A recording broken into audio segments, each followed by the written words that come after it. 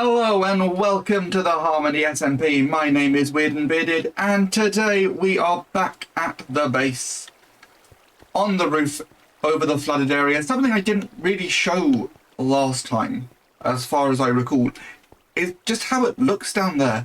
It looks really cool. So let's just jump off the edge, which is fine because there's water everywhere, so we'll be safe. Yeah, this is really weird. So the plan is, today we're going to get rid of all the water, because we are going to finish the roof. That is my aim. So, last time we dropped all the water down, we had flying machines to put lava everywhere, and it didn't work. We had server lag, it was taking a long time anyway, it was not a really good solution. So I said that in today's episode I would build a cobblestone farm and a super smelter, but then this happened.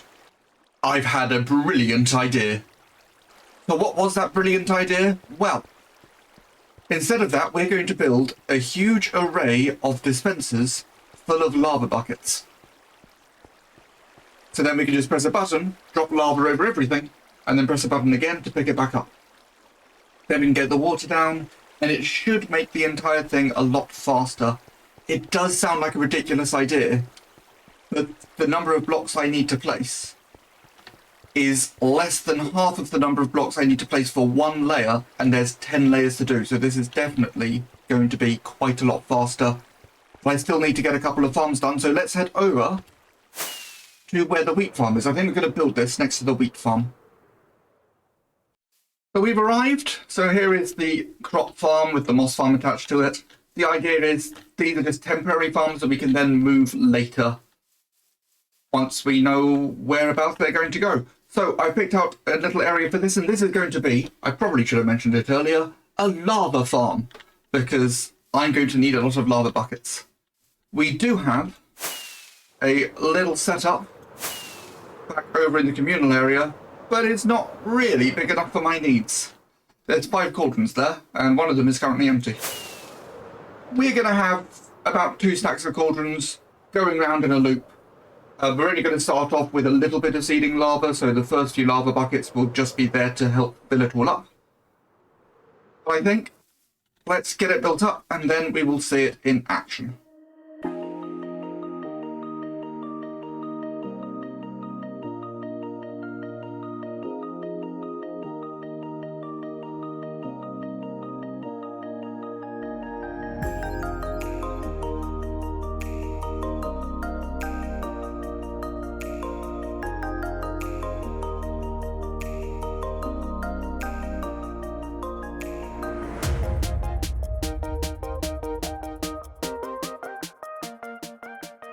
And there we have it. The lava farm is complete, as you can see. The lava looks a little messy at the moment. I've added this in with top.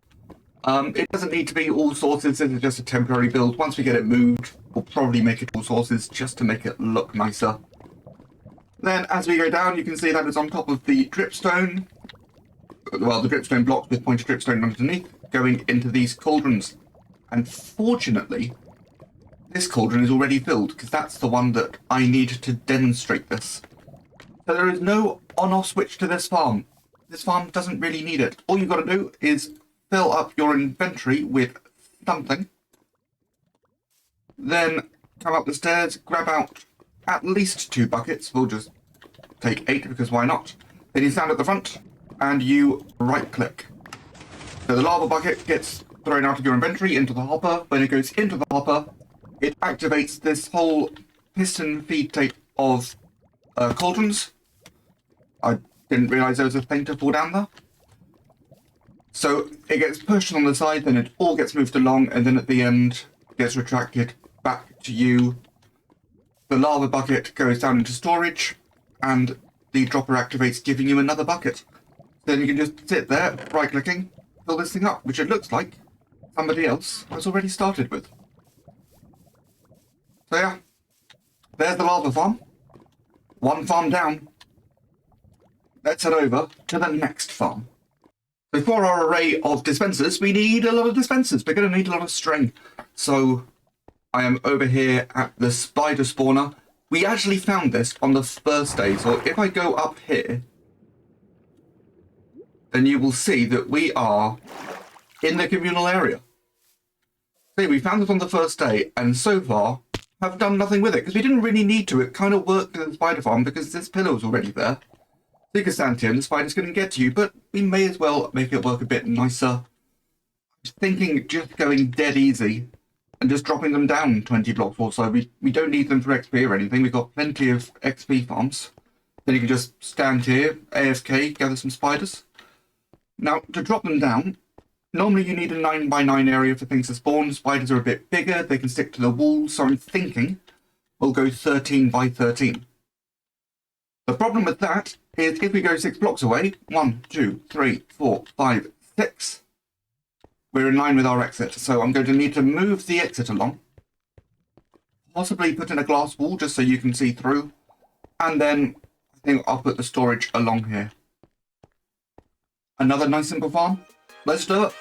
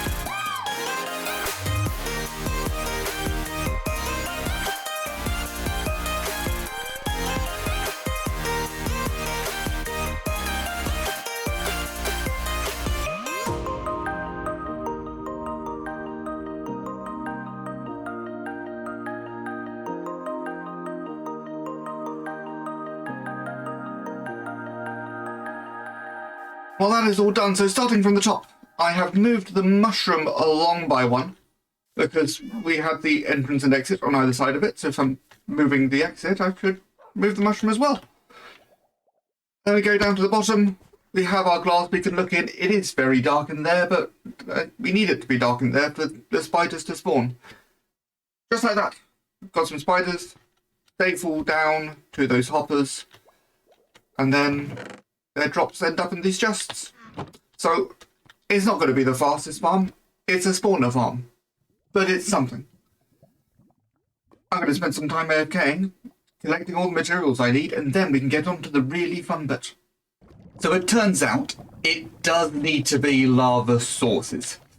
So I filled the rest in. I did an overnight AFK session before I found this out, and we got 15 or so lava buckets.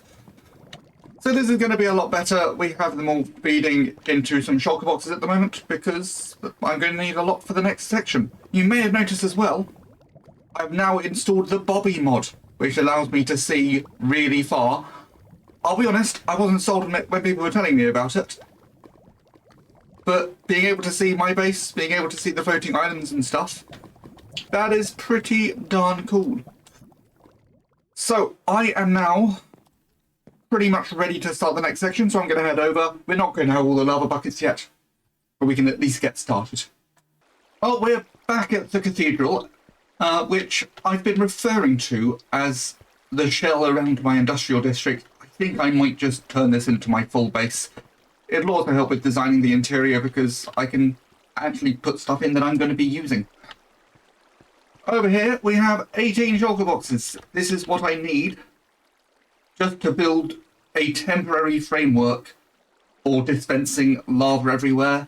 It seems like a lot for a temporary structure. However, if I were to put the stone down, I would need about twice as many shulker boxes. 34 shulkers per layer. So this is much better, and there's actually not a great variety in the resources. So we've got some cobblestone dispensers, some glass, an oak button, a load of redstone dust, some repeaters, and then a bucket of water to help with the building.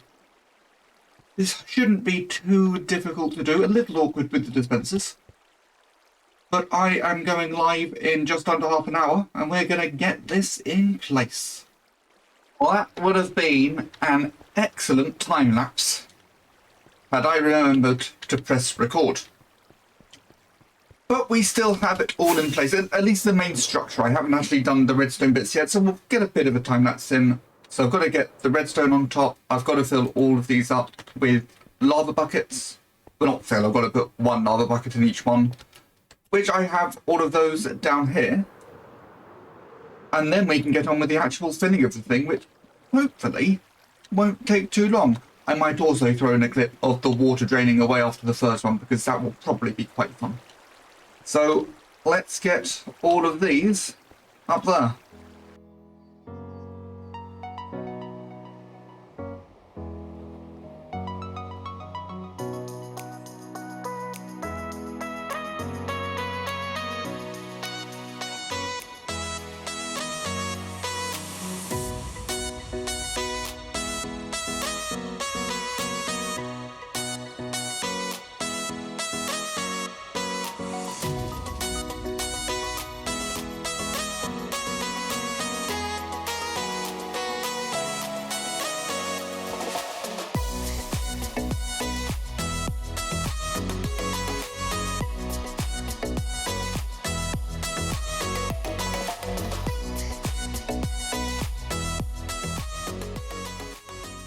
Well, after all that, I still have a bucket of lava on me, so either I accidentally grabbed one too many buckets of lava, or one of these dispensers hasn't been filled, and I'm not going to know until I test the machine, because there's 833 of them.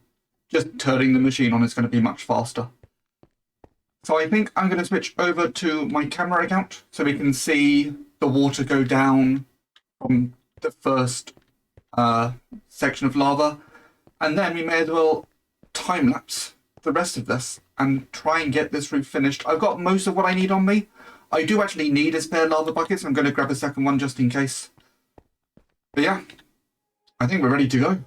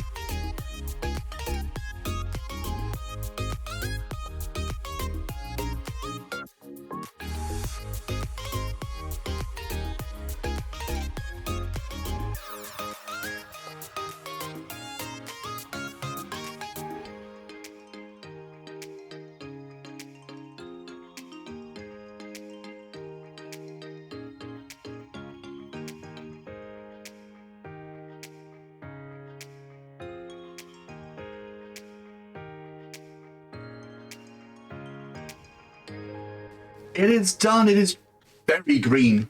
We've used moss blocks.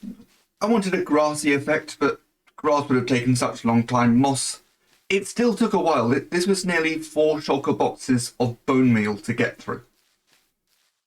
But we now have a roof. And it looks good. It ties it all together.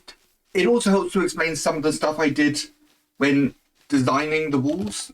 Let's fly. It's quite a long walk. So, as I said, we're going to be bringing the villagers up here. We're going to turn this into a giant village. So obviously, lots more to do up here.